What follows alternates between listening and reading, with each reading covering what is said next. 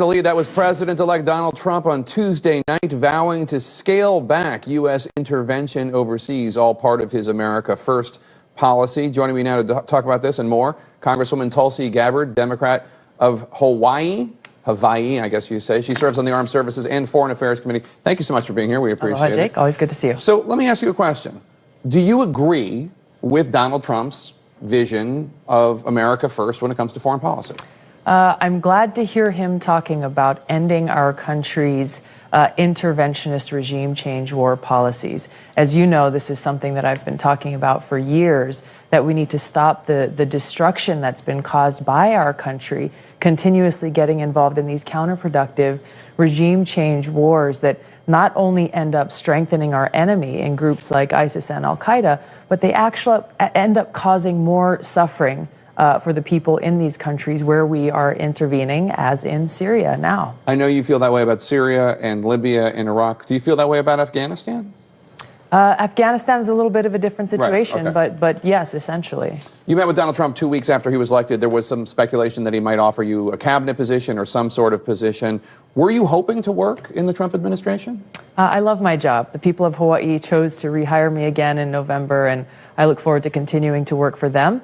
My goal in going there, in receiving the invitation to speak to President-elect Trump, was to speak specifically about the situation in Syria, the dangerous consequences of escalating the regime change war that the United States is fueling there, along with countries like Saudi Arabia and Qatar and Turkey, escalating that through a so-called no-fly zone or safe zone, and urging him to end our regime change war there, to stop funding, both directly and indirectly, groups that are working with Al-Qaeda and ISIS, and to stop funneling those dollars and weapons and other assistance through these other countries like Saudi Arabia, who are directly supporting these terrorist groups, who are supposed to be our enemy, who we're supposed to be fighting to defeat. And tell me about the legislation. You have a bill that you introduced today that would address loopholes you say have allowed American taxpayer dollars to fund terror groups such as Al-Qaeda and ISIS in Syria. Are you really suggesting that the U.S. government is funding these terrorist groups? I'm not only suggesting it. This is the reality that we're living in. And not directly, most though. Americans, you know, if you or I were to go and provide money, weapons, or support or whatever to a group like Al-Qaeda or ISIS, we would immediately be thrown in jail. However, the U.S. government has been providing money, weapons, intel assistance, and other types of support through the CIA directly to these groups that are working with and are affiliated with Al-Qaeda and ISIS. So you're saying the CIA is giving money to groups in Syria, and those groups are working with al-Nusra and ISIS? There have been numerous reports from the New York Times to the Wall Street Journal and other news outlets who have declared that these rebel groups have formed these battlefield alliances with Al-Qaeda, that essentially these Al-Qaeda groups are in charge of every single rebel group on the ground fighting in Syria to overthrow the Syrian government. Now, the U.S. government says that they vet the groups that they give money to very, very closely, and that you're wrong. There are not alliances between groups that the American taxpayers fund and these other groups. Obviously, they all are fighting Assad.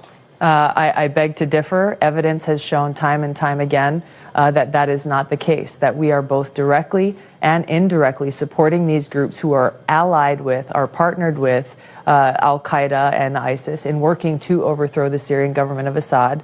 And we've also been providing that support through countries like Saudi Arabia, Turkey, and Qatar to do that.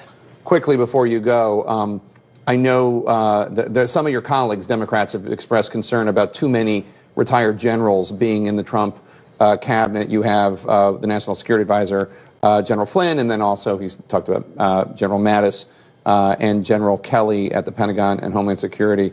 Do you share their concerns, or do you disagree? I don't share their concerns. In fact, as a veteran and as someone who's still serving in the Hawaii Army National Guard, I find it pretty offensive for people to outright discriminate against veterans. Here you have generals who have literally spent their whole lives serving our country, putting service before self, putting their lives on the line to defend democracy. And yet people are criticizing them and discriminating against them, saying just because you served as a general previously, you are disqualified from serving in a high position of leadership in our government. These people arguably have put far more on the line and are far more deeply personally committed to upholding and protecting our democracy than their critics. Congresswoman Tulsi Gabbard, thanks so much. Always good to see you. From a World War II fighter pilot